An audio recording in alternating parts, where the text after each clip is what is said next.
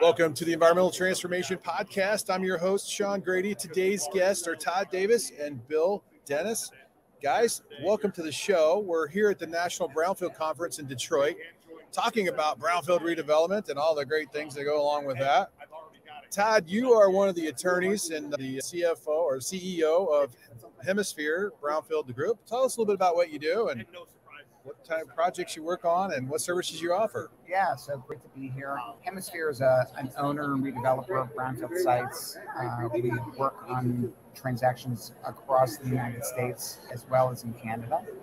Started my company in 1994, so I've been doing this for a very long time. Yeah, really since almost 30 years. Yep, yeah. So a little over, and just doing brownfield redevelopment before that. My background, I'm an environmental lawyer, wrote the book for the American Bar Association on brownfield redevelopment. Oh. So hopefully it gives me a really good perspective and background, coming to a brownfield conference like this is like coming home. Yeah, so you're with your people here. I am with my people, that's for sure. All right, that's awesome. Bill, tell us a little bit about yourself. Thanks, Sean. Good to see you and Todd again. I'm currently principal with Arden Environmental Services. We're a full-service environmental contractor doing work in emergency response space up through brownfield redevelopment and large-scale redevelopments and remediation projects. Yeah. Prior to being on the contracting side, I spent a lot of time as an environmental consultant, geologist, geochemist by training. Did a lot of projects in the past with Todd on some of the premier projects that have occurred in the Midwest and the East Coast over time. Oh, that's great. Thanks, guys. Well, Todd, maybe or Bill, one of you guys talk a little bit about maybe some of the interesting current projects you currently have that you're working on.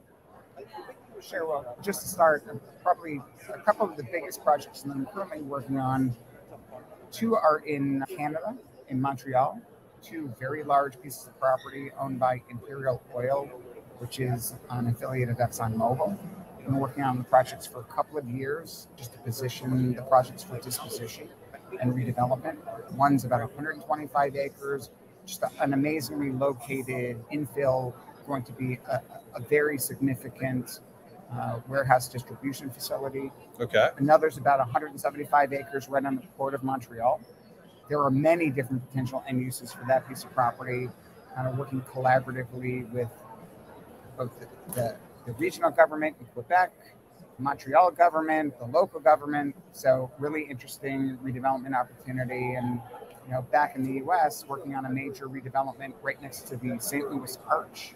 Right. Okay. About 100 acres of brownfield infill property right on the Mississippi. And so, kind of both ends of the spectrum there in terms of the nature of the projects. Oh, that's great. So have you had to bone up on your French? En petit peu, as they say. And then that's about all I remember of my high school French. I wish I paid more attention. That's for sure. Okay. Bill, tell us a little bit about projects you guys may be working on. Sure. I have to be a little bit careful because unlike Todd, I don't own these projects, and most of our current work are in confidential stages where I can't say a whole lot about them.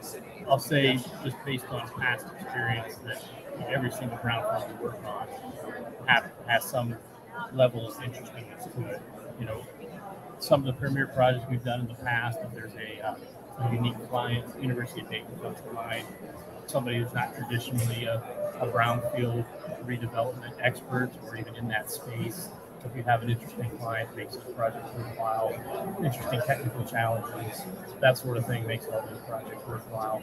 But as far as the current portfolio, I'll hit you next year. Sure. No, that's good.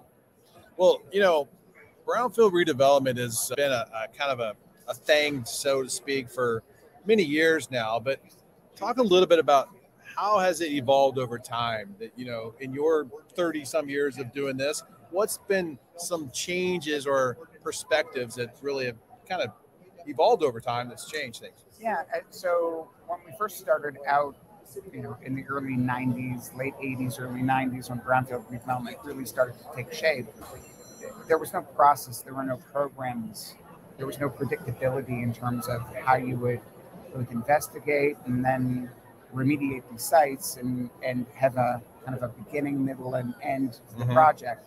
There was no holistic approach to redeveloping these kind of opportunities. With the rise of state voluntary cleanup programs, and really that's what I wrote my book about, Okay.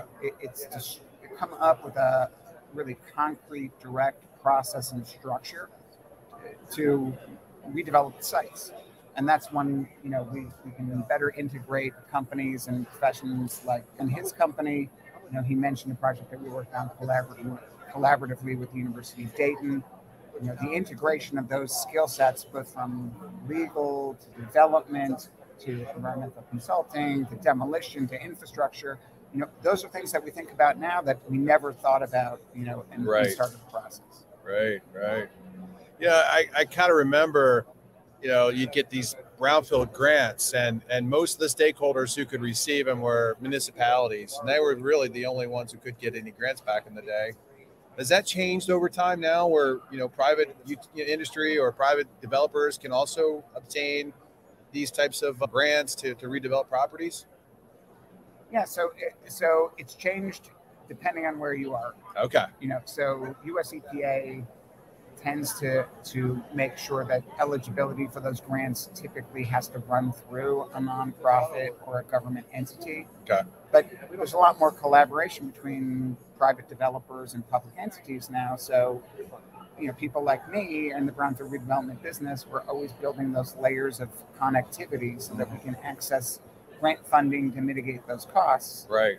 On the other end of the spectrum, so we're both based in Ohio, there's a state Brownfield program, and a lot of the money, candidly, in Ohio is coming through directly from the state. Over the last, 4 years, about $700 million in new grants that are available to support Brownfield redevelopment, and that money can go directly to developers. So there have been an explosion of projects across Ohio to address these historically contaminated sites, and it's a very robust market. I don't know how you did that. I was going to mention the Ohio aspect because that's been the big change, right? With the latest rounds of funding, is that the private entities receiving that money makes the project slightly more efficient, and it has jump-started probably some projects that wouldn't have moved forward. Yeah, no, that's good, and yeah. To say that the amount of leverage that you get in those projects. I mean, even when you look at any of the metrics that and they're conservative, the way the state rolls it out, you're getting leverage like for every public dollar invested, there's 13 to 15 private dollars invested. Mm-hmm. So return on investment is awfully good. Yeah, so no, that's really good. Just about how you layer these. Bring all the stakeholders together too, right? That's the key, right? That seems to be. That is the key. How do you bring all the stakeholders together to buy in on the vision? Like if you're a municipality and you've got brownfield projects or sites in your community that have been an eyesore, so to speak, for a long time, how do they go about engaging the owners and then identifying a developer or reach out to an attorney that says, hey, I can help you? Like, I'd imagine they struggle to really get things going and to figure out a way to redevelop something that's, economically viable for the community. So it's challenging. It really depends on, it goes back to real estate 101, location. Location. So, when I thought about this from an evaluation perspective, the problems that are, or the projects that are interesting to a for-profit developer whose purpose is to not only do great projects and redevelop them, but make a living at doing that. They're very different dynamics and metrics that you have to hit, as opposed to, you're the stakeholder of the community that's got a contaminated site and is not really worried about that kind of return. You've got to look at different ways to stack the capital so that you can address those issues. And I guess what I would say is, going back to some of the problems, one of the biggest barriers or problems is that communities like that aren't proactive enough, and they don't do the easy things that you need to do to mitigate risk. So, for example, an easy thing would be have the city council, have the mayor or the executive be a cheerleader for the project. Oh, yeah. Be a facilitator. Yeah. Instead, they tend to be, or oftentimes are less active. One of the things that developers really look for when choosing whether to participate in a program or a project like that is, are we going to have a facilitative government that we can appropriately engage with Right. and work with. And obviously they've got their interests that they need to protect, which any good developer is going to be respectful of. Right. But it's a tremendous difference in working with a community that has a common vision and is looking to help facilitate rather than even be just kind of neutral about the project. Right. It doesn't cost anything.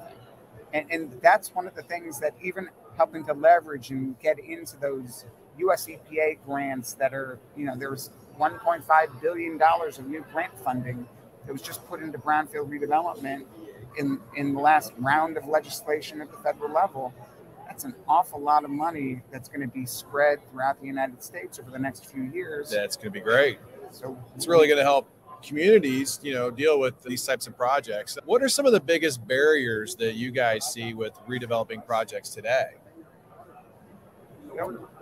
With brownfield projects, they're so complex. They've always been complex. Some of that complexity has been smoothed out over time with regulators creating some flexibility, creating frameworks to actually allow you to do these projects and have good targets. But the complexity remains and the deviation remains. And so with that, there's lots of barriers within the risk mitigation matrix that pop up all the time. That complexity is never going to go away because these are just complicated projects. It's always going to be there. You also have things like technical challenges these days that are popping up. For the past 5-10 years have been indoor air. People didn't want to go down that path, but they have to. And indoor air has become a technical challenge. It's been a bit of a constraint, been a little bit of an afterthought in some of the brownfield planning and brings along some surprise costs. Now you have things like PFAS popping up. Yeah, they do. That'll be the next great, technical challenge that's going to really inhibit all projects from moving forward, but in particular brownfield projects, because with the complexity and the other constraints you have to overcome on a brownfield site, there's not a lot of funding or risk mitigation left over to handle some of those added challenges. PFAS is going to be a real problem. Oh, yeah, I see that for sure. And maybe, Todd, you can handle this one. You develop a project, you get going, and maybe you missed something. Let's just say we missed like the VI. In theory. Like we never missed anything. No surprises on brownfield projects. Never. Right. So you develop the project, it gets in place, and all of a sudden you're like the occupants are complaining, and you're like, what's going on? And of course it's a VI. So how do you address, say, those types of issues? Is it through proper insurance? Is it through liability, transfers, or, talk a little bit about how you structure, I guess, safety nets for projects like that. Yeah. So that's a good way to look at it. So we always look at projects, we break it down into constraints, and we break it down into buckets of liability. And then, candidly, our approach is belt, suspenders, and another belt. That's the way we look at mitigating and managing risk. So when I'm doing a project, the metrics that we use to measure ourselves are obviously we want to maximize value, we want to minimize costs within applicable regulations, but we want to manage long-term risk and liability comprehensively. Right. So how do we do that? We address it at the federal level by addressing all appropriate inquiries and qualifying for CERCLA, BFPP, safe harbors from liability at the federal level. We're always taking our projects through state voluntary action programs, doing investigations to comprehensively and conservatively address the impacts to the pieces of real estate, and then pursuing a no further action letter or covenant not to sue. And then finally, at the same time, using environmental insurance. We use environmental insurance on the tool on every single redevelopment that we do. It's an extraordinarily cost-effective tool, and it protects you during the redevelopment process. And if surprises come up later down the road too. Yeah, and I can say I've placed environmental insurance on every single project. I've been involved in one claim out of maybe 100 projects that we've worked on, about, and candidly, the insurance responded very directly to the issue that was uncovered. So great tool to consider. Oh, that's great. I think the best thing, just to add to that too, at a localized level, the best thing you can do is put together the right team from the get-go and get the comprehensive skill sets covered. Right. And don't forget about things. You need right. everything on these project. Right. You need PR, you need finance, you need banking, you need legal, you need environmental, you need geotechnical. Don't skip out on any of those aspects. If you have the right team in place, that gives you your best tool for mitigating those risks, backed up by the belt and suspenders of that. That's a good way to look at it, because sometimes early due diligence happens, and you might rely on it, but it wasn't done all that great, right? And now it kind of catches you off guard when you thought you had it covered. So I can see why that'd be important. So it comes up in how you're underwriting these projects also, right? I mean, you want to be able to rely on great professionals, as Bill pointed out, firms such as your firm, to do the environmental due diligence necessary to comprehensively investigate the site. Mm-hmm. We lean heavily on our environmental consulting partners to help us manage that risk comprehensively. So, one of the biggest issues that you find is that a lot of people, and developers especially, some of my brethren in the development business, cost is always an issue. They sometimes go toward the least cost provider of services. Right.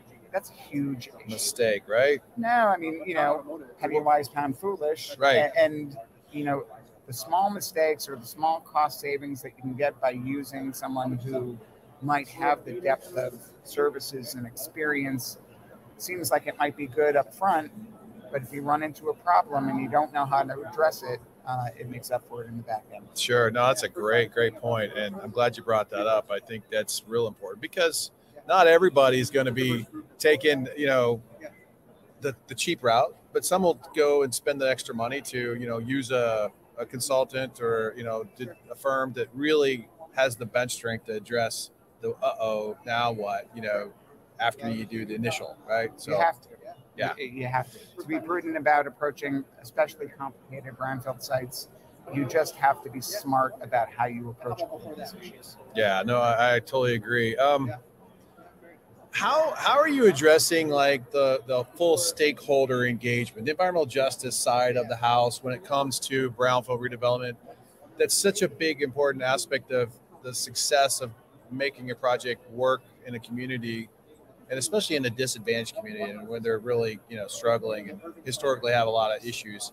How are you engaging those and bringing stakeholders together to bring projects together? So you want to start? I mean, yeah, go ahead. I'll give you the example. So Bill had mentioned, one of the projects that we worked on jointly was a major development from the University of Dayton in Dayton, Ohio.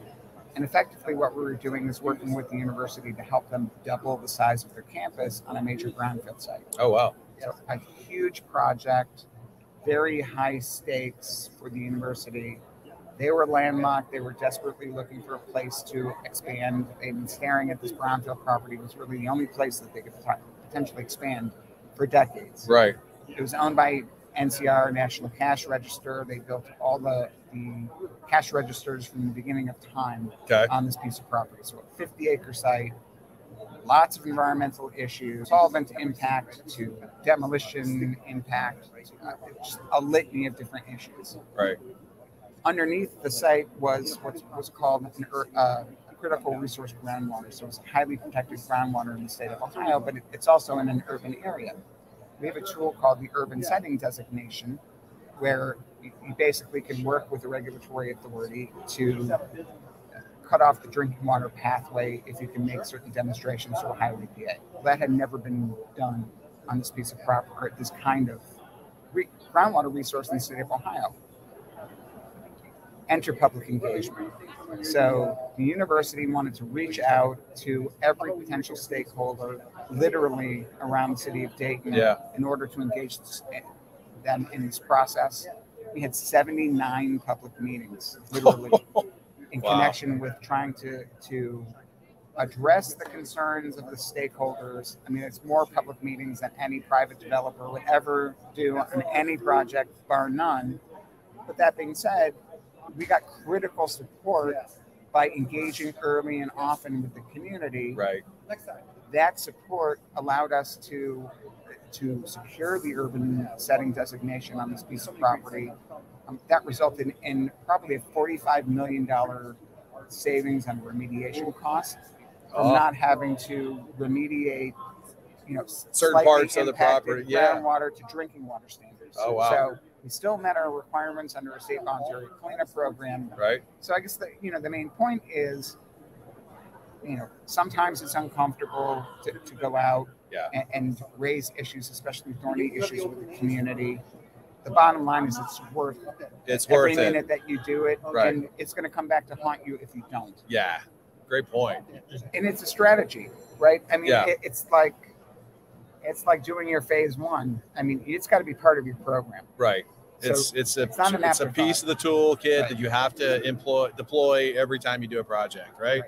And I think early on redevelopment, of course they had stakeholders, but they weren't really like perfecting the engagement process in a way that made it more successful. There's always contention versus, okay, this is a good idea, we like your ideas, or well, we like the idea but we got some ideas too, and then you collaboratively kind of get to a common goal, right? So yeah, I think the way you're describing it is correct. I mean, there are different categories of stakeholders. It's important to be honest and transparent with the process, and it can't be just messaging. You have to have open ears, and you have to have kind of a blank slate in terms of what your thoughts are. Yeah. And then try to reach consensus. And it takes time. It's not we'll have 2 public meetings and we'll reach consensus. This is building a relationship of trust with stakeholders. It won't be perfect. Right. You won't have complete unanimity in terms of approach, but you can't expect that. No. Yeah, exactly. Todd, maybe how do lenders look at brownfield projects? That's things, like how do they see that the value in wanting to lend money to somebody who's got an idea? I mean, you gotta imagine they're really cautious at times. So it started out, you couldn't get money to finance. I mean, it was simple. Like if it has an environmental issue, until the issues were solved, there was no financing that you could get. Starting from that basis and that foundation, things have changed dramatically over the years. I think lenders are much more sophisticated, even on complicated brownfield projects. I think if you can articulate a vision, you follow the process that we said, you're approaching it conservatively, you're using good consultants, you have a comprehensive team, you can pull all the pieces together, you can share that vision and that map and that game plan in advance. That my experience is that most lenders are very comfortable now lending on those projects. They may wait until you get to a certain phase. So often we use traditional equity an early or the riskiest parts of the project. Yeah. And then we use loans as a takeout. That being said, there's a lot more public lending programs, especially at the state level, that will lend on brownfield sites. So, listen, all developers want grants. I mean, that's what we want. Right. But alternatively, and again, speaking in the state of Ohio, you can get, $5 million loans from Ohio EPA to do your initial due diligence, which ultimately can be taken out by permanent lending when you get to that phase. So that's a pretty good deal. There's a lot more optionality in terms of how you would structure a deal, which simply wasn't in existence when the program started. Yeah, it seems like, that evolution of the program over the past 20, 30 years, that's been one of the strengths, is now funding is more available. Absolutely. In addition to other technology type functionalities that really help. Well, lenders are more comfortable, going back to your point, like before there was no comfort at all because their lawyers scared them to death that they shouldn't be lending. And what happens if the developer defaults? The bank's not going to foreclose on a contaminated property. Now there's a process, again, banks don't want to take over contaminated property. Right. That being said, it's much easier to find a developer who will step into the shoes. It's not voodoo anymore. Right. You don't have to necessarily be just a brownfield redeveloper. A lot of traditional developers are getting in the space, as I'm sure you've seen. Sure. And we tend to team with traditional developers often, when they want to shift those responsibilities to us. Yeah. But we do a lot more collaboration on issues like that just to make sure that we're hitting all the points that we need. That's great. That's really good. You know, how do you think, or how do you see infrastructure help playing a role in redevelopment? You know, the infrastructure bill that was, you know, issued by the government is loaded with lots of money.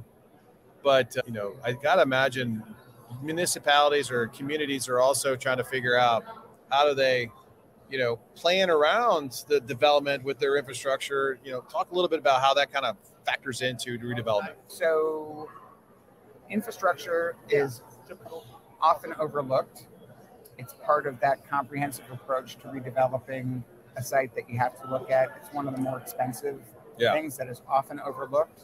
You know, as you're doing your planning, I can tell you, you know, some of the biggest challenges on our sites in Montreal are old infrastructure with an old community that hasn't kept up with some of the investments that, you know, newer communities might have done. So they're suffering with some of the underinvestment historically.